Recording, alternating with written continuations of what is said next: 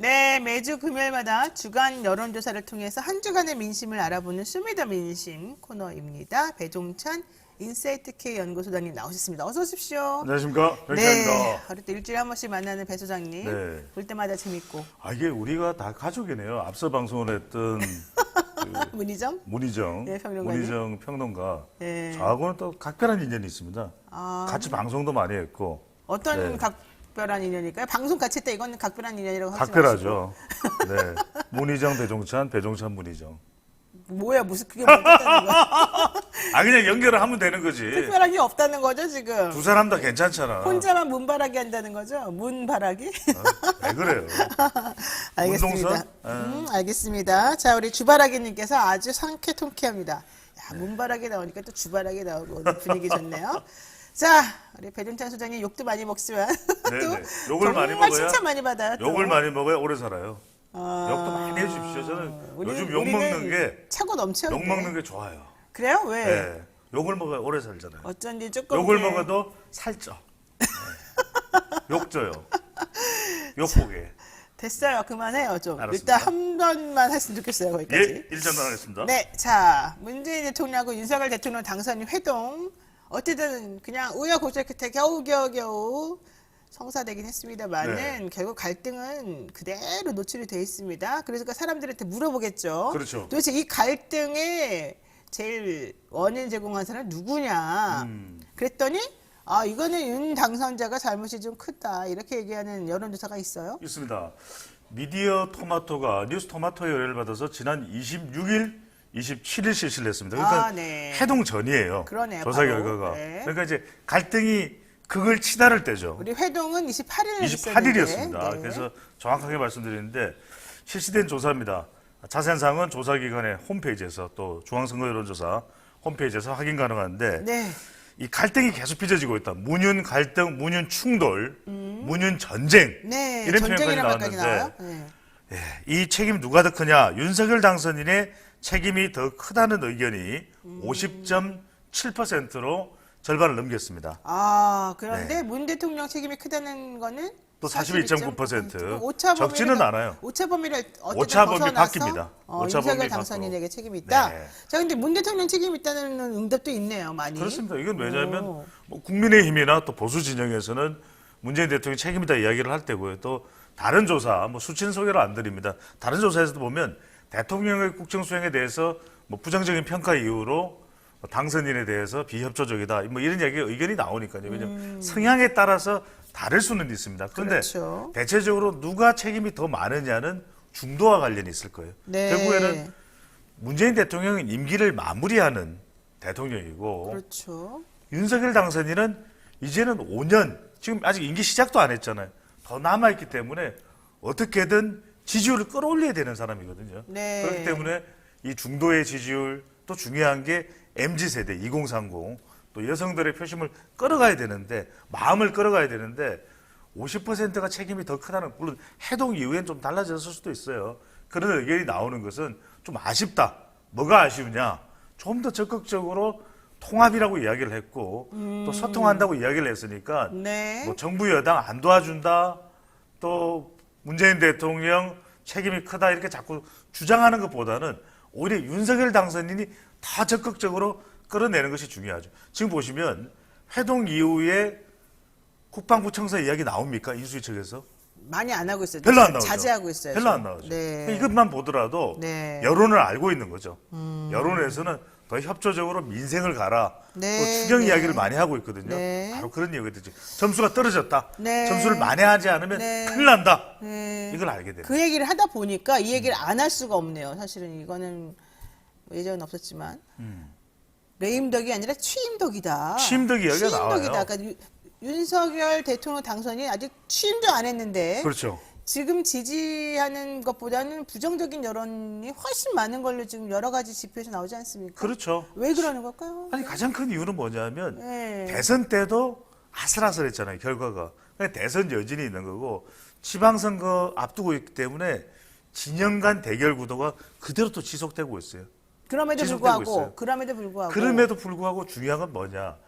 윤석열 당선인의 국정수행 기대감이 낮은 응답자 계층이 누구냐. MZ세대 여성 중도층. 그러니까 지난 대선에도 끝까지 마음의 결정을 못, 아이 긴가민가 찍을까 말까 했던 사람들이 네. 대선 끝나고 나서 이제 끝났어. 정권 교체 이제 될 거 아니에요. 곧. 네, 그렇죠. 그러면 중요한 건 뭐냐면 이젠 대통령의 모습을 보여달라. 네. 대통령 당선자로서의 모습을 보여달라. 이게 그렇죠. 이제 MZ세대 여성 중도층의 기대감이거든요. 네. 근데 여기에 부응하기에는 자꾸 티격태격하니까 이런 대결 구도가 되면 임기를 마무리하는 대통령보다는 앞으로 5년 이상 남아있는 윤석열 당선인에게 더 부정적이고 길어지잖아요. 그러니까 길어져. 지금 보니까 향후의 국정 수행을 얼마나 잘할 것이냐라고 물어보니까 못할 것이다. 이게 지금 30%대로 떨어졌어요. 그렇죠. 아니, 옛날보다 훨씬. 그렇죠. 그러니까 윤석열 당선인을 예, 말씀하시는 예, 거잖아요. 예. 그러니까 역대 당선인들은 국정 수행에 대한 기대감이 아직은 초창기니까 사실은 50% 넘기 65%막 70% 70에서 그랬잖아요. 80% 됐다니까요. 원래 그때 당시에 문재인 대통령도 74% 정도였고 박근혜 대통령도 제가 높았었잖아요. 흥미로운 걸 말씀드릴게요. 네. 뭐냐면 지금 빨리 윤석열 당선인이 해야 되는 건 뭐죠? 빨리 좀 폭넓게 모든 것을 소통, 또 협치, 통합 위주로 가야 돼요. 네. 왜 그러냐면 네. 역대 대통령 당선인을 보면 대선 끝나자마자 경쟁자가 사라집니다. 근데 그렇죠, 지금은 보면은 이 긴장감과 이 팽팽함 때문에 네. 여러 가지 이슈들이 맞붙어 있어요. 용산만 하더라도 국방부 청사 이전에 대한 국민 여론이 반대가 더 높거든. 근데 그렇죠. 흥미로운 건 뭐냐? 네. 그거 확인하셨는지 모르겠는데 또 보셨을 거예요. 자, 청와대를 갔는데 문재인 대통령이 입구에서부터 그 입구죠. 입구에서부터 격하게 환영을 합니다. 해서 오셨어요. 근데 그러면서 청와대에 곳곳을 이렇게 안내를 해요. 상춘제까지 걸어가면서. 대통령이, 그렇죠. 네. 그때 윤석열 당선인의 눈빛을 한번 보세요. 이렇게 원산 보듯이 막. 아니에요. 그럼요. 동공 지진이 일어나요. 아, 왜? 청와대 괜찮네. 아, 그래요? 아니 왜냐하면은 지금 계속해서 사람들이 이야기가 나오는 것은 자 그러면 우리보다도 더 역사가 오래된 백악관을 보자고요. 백악관은 자. 모델을 삼는다며. 예. 백악관이 그러면 잘된 대통령도 있고 못된 대통령도 있고 백악관 때문이에요. 그렇죠. 그러니까 백악관만 보더라도 이게 백악관 문제가 아니에요. 대통령이 잘하고 못하고는 그 대통령의 국정 철학과 정책과 그리고 소통에 달렸던 것이지 네. 건물에 달렸던 것 백악관의 위치에 달려있던 게 아니거든요. 그럼 백악관의 위치를 옮기면 다 성공하나? 그건 아니잖아요. 그렇죠. 백악관을 어디 그럼 필라델피아로 옮길까? 뉴욕? 스파이더맨? 아니잖아요. 어쨌든 간에 그러면은 우리 또 소장님 보시기에는 윤석열 당선인이 그래서 어쨌든 청와대 가기 싫다고 했지만 가보니까 괜찮더라. 그래서- 속으로 좀 후회하고 있을까 봐 그래서 보는 거예요? 저는 이게 모르겠어요. 가보니까 괜찮은데 그거는 본인 해석이죠. 아니 근데 네. 그래서 국방부 강화문 시대를 연다라고 워낙 뭐 맹약을 했잖아요. 네, 그랬죠. 맹세와 약속을 했기 때문에 어쨌든 청와대로는 단 하루도 있지 않겠다. 김은혜 대변인이 그 이후로 국방부 청사 관련된 이야기 나옵니까? 청와대 또 관련된 이야기 잘 안 나와요. 그래서 저는 이게 일정대로 진행되기가 매우 어려운 상황이다. 그러니까 이야기를 하면 할수록 마이너스가 되거든. 그렇지만 어쨌든 간에 대통령 집무실 이전 문제는 반대가 또 높기는 한데 또 그 여론이나 언론의 미묘한 그 좀 태도를 보면 약간 좀 말을 좀 바꿔가지고 긍정적인 답변을 좀 끌어내는 듯한 분위기가 그럴 수밖에 감지되던데요. 없는 이제 당선인 쪽으로 이제 흐름이 옮겨가는 거죠. 그러면 안 그러다 되는 보니까 건데. 이제 특히 이제 군 관계자들도 네. 합참을 역임했던 군 관계자 여러 명이 뭐 10여 명 이상은 네. 국방부 청사 이전 어렵다 뭐 이런 얘기도 했잖아요. 근데 지금 TF 부팀장을 맡고 있을 거예요. 팀장은 윤한홍 의원이고 이른바 이제 윤핵관이라고 불리고 있는데 이제 용산 국방부 청사 이전 TF팀에서는 안보 네. 공백 문제 없다. 그럼 계속 그런 식으로 나오죠. 예비비 빨리 상정하면 얼마든지 네. 계산 가능하다. 근데 이제 여론이 안 좋으니까 이젠 추경 이야기를 많이 하잖아요. 추경을 계속해서 집중적으로 강조하는 이유가 그만큼 국방부 청사 대통령 집무실 이전이나 다른 이슈들에 대해서는 별로 국민들이 여론이 썩 좋지가 않은 거예요. 감사위원 관련된 부분도 그렇고 왜냐하면 뭐 그 부분에 대해서 인수위가 맞다. 네. 거의 이제 임기 얼마 남지 않은 대통령이나 정부가 인사권을 행사하는 게 어딨냐 이런 이야기를 하기도 하지만 그럼에도 불구하고 이렇게 인사권 가지고 다투고 이런 문제들 자체가 논란이 되기 때문에 네. 윤 당선인에게는 썩 바람직하지 않다. 별로 그렇죠. 뭐 이거 뭐 달고나 아니다 이런 상황이 되는 거죠.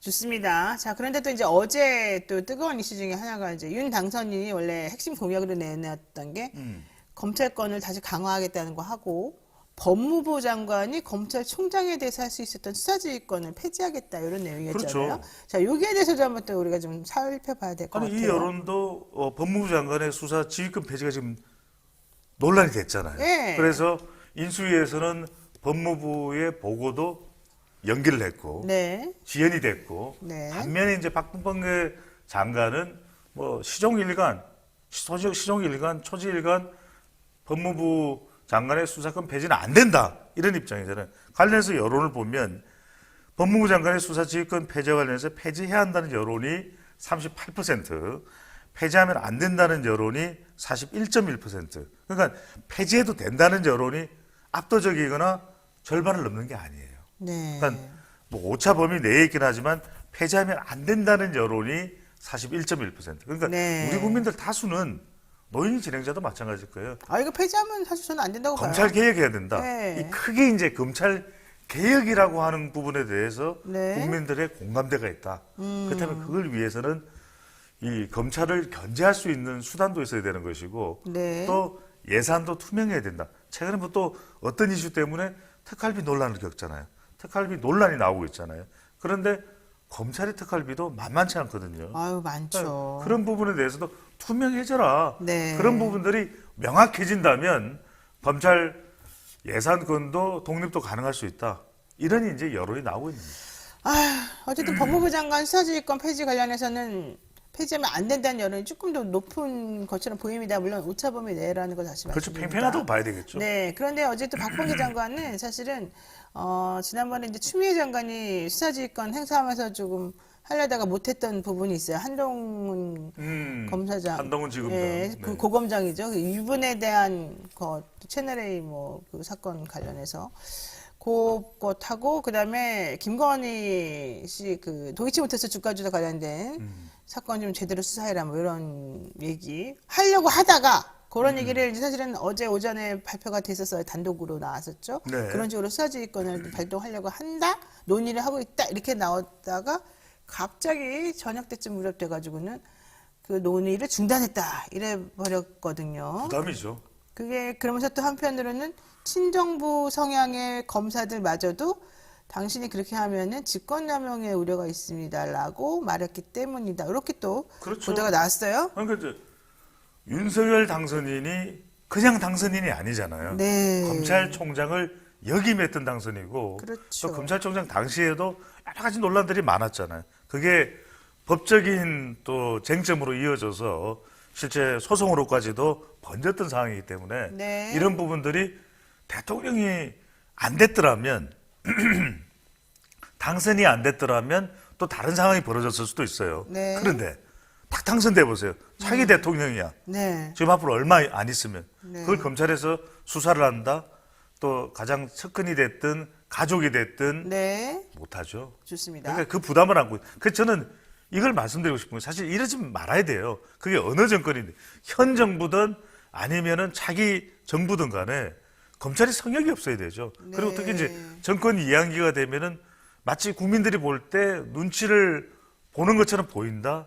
이렇게 되면 계속해서 검찰은 부담을 안을 수밖에 없습니다. 그렇다면 검찰총장 출신의 차기 대통령입니다. 5월 10일부터 이제 윤석열 정부 임기가 되는데 네. 계속해서 사람들 머릿속에 상기될 수밖에 떠오를 수밖에 네, 없는 건 알겠습니다. 네, 바로 이 검찰이죠. 그렇습니다. 자, 그러면 이제 어쨌든 지금 뭐 검찰권도 마찬가지고 법무부 수사지휘권도 마찬가지고 이제 인수위가 계속해서 이런저런 얘기를 하면서 또 얘기가 되고 있는 건데 인수위에 대한 또 평가도 사실 좀 좋지는 않은 것 같아요. 인수위가 너무 불통이다. 지금 얘기를 들어보니까 기자들하고 기자회견도 지금 그러니까 뭘 물어보면 대답을 해줘야 되잖아요. 인수위에서. 그렇죠. 인수위 대변인이 대답을 안 해준대요. 그래서 원일이 부대변인한테 계속 미룬다는 거예요. 근데 원일이 부대변인도 제대로 된 대답을 사실 안 하는 경우가 많거든요. 게다가 지금 통일동에서 집무한다고 이제 이러면서 그렇죠.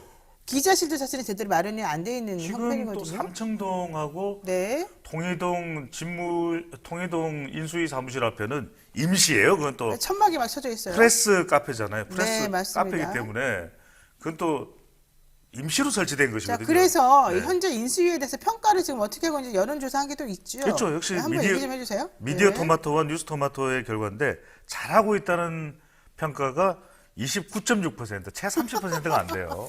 세상에. 그리고 잘 네. 못하고 있다가 46.2%인데 역대 인수위 평가가 이렇게 박하게 나온 이렇게 적은 나쁘죠, 사실. 없을 거예요. 네, 맞습니다. 그 이유가 뭐냐면 대체적으로는 인수위에 대해서는 이렇게까지 평가도 잘 안 해요. 사실 그렇죠. 인수위에 과거에는. 대한 여론조사하는 것도 사실 전 처음 봤어요. 근데 그 이유가 뭐냐? 곳곳에서 너무 부딪힌다. 그러니까 너무 이게 전선이 불협화음이- 너무 많아요. 아, 그렇구나. 그러다 보면은 네. 지금 윤석열 당선인보다도 좋은 평가를 못 받고 있거든요. 네. 그러니까 윤석열 당선인의 국정수행 기대감이 오히려 인수위 평가보다는 더 높아요. 그래요. 그러니까 그만큼 인수위가 뭔가 좀 소통이 안 되고 있다. 맞습니다. 또 인수위에 대해서 뭐 파격적이거나 혁신적이다라고 하는 인상을 국민들이 못 가지는 거죠. 아니 뭐 파격 혁신 필요 네. 없고 그냥 정상적으로 가면 좋겠는데 보세요. 고발 뉴스에 지금 나온 뉴스를 한번 제가 읽어드리면 이게 어제 나온 뉴스인데요. 어제 그제 30날 나온 거거든요. 뭐 서울의 소리라는 인터넷 매체 당연히 지금 이번 정부하고 좀 각을 세우고 있는 거 맞죠? 이제 차기 정부하고. 배우자 김건희 씨. 예. 네. 근데 인수위에서 이 서울의 소리 들어오지 마라. 니네들은 나는 너네들하고 얘기 절대 안 하겠다. 이랬단 말이죠. 그랬다가 미디어 오늘이라는 또 이제 이 언론 매체 관련된 매체가 있죠. 있죠. 미디어 비평을 하는. 네, 미디어 오늘에 대해서도 윤석열 당선자의 대통령직 인수위원회 출입 기자 신청이 거부되었다. 이런 지금 발표가 나왔어요. 그건 말이 안 되죠. 왜 거부가 됐느냐? 브리핑실에 들어가지도 못했다. 그랬더니 등록 절차가 완료되지 않았다. 그러면서 출입을 거부했다는 거거든요. 이건 근데 일부러 그러는 거 아니겠습니까? 아니 등록이라는 게 네. 정상적인 매체면은 등록하면은 바로 취재를 할 수 있도록 해줘야 되는 거 아니에요? 보세요. 이게 미디어 오늘은 원래 미디어 비평지로서 기자협회 등 어떤 모임에 가입하지 않고 그냥 중립적으로 현재 상황, 미디어의 상황과 관련된 것들을 보도해주는 그런 기능을 하고 있거든요. 아니 설사 비판하는 매체라도 원래는 해줘야 돼요. 그것이 국민들이나 독자들이나 알 권리를 위해서 활동하고 있는 매체라면 네. 언론사라면 허용이 돼야죠. 어떻게 그러면 윤석열 당선인 잘한다. 새 정부는 기대감으로만 가득 차 있다. 네. 그런 기사만 쓴다고 해서 그 매체만 허용을 할 수는 없는 거잖아요. 그러니까요. 그래서 어쨌든 지금 현재 불통이 많이 문제가 되고 있어서 향후 조금 이게 좀 개선해야 되는 게 아닌가 생각이 드는데요. 자, 네, 좀 약간 또 관점을 달리해서 현안에 대해서도 한번 얘기해 보겠습니까? 안철수 위원장 어쨌든 뭐 총리직 맡지 않겠다고 하고 한덕수 전 총리가 유력한 총리로 얘기되고 있는데 유력해요. 저는 이분이 왜 이렇게 거론되지 모르겠어요. 이분 사실 옛날 분 아니에요? 옛날 분이죠. 연세도 많으시고. 근데 옛날 분이지만 인수위나 윤석열 당선인이 강조하는 조건에 맞는 거예요. 왜냐하면 뭐예요? 예. 계속해서 인수위에 나오는 이야기들 종합해 보면 경제, 그다음에 통합, 네. 또 전문성, 경험 네. 이런 얘기가 나오면 경험이라는 것은 관료가 아니면 참 경험을 네. 가지기 힘들거든요. 그렇죠. 그런 걸 따져보는 데다 또 호남 출신이에요. 네. 한덕수 전 국무총리가.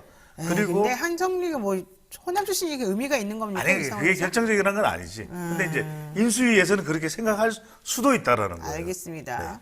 자, 이제 주목해야 될 게 또 우리가 6일 지방선거인데요. 현재 정당 지지도를 보게 되면 사실 양쪽 당이 좀 비슷한 것 같아요. 민주당 후보 43.8%, 국민의힘은 뭐 41.9% 이렇게 지금 나왔다고 하거든요.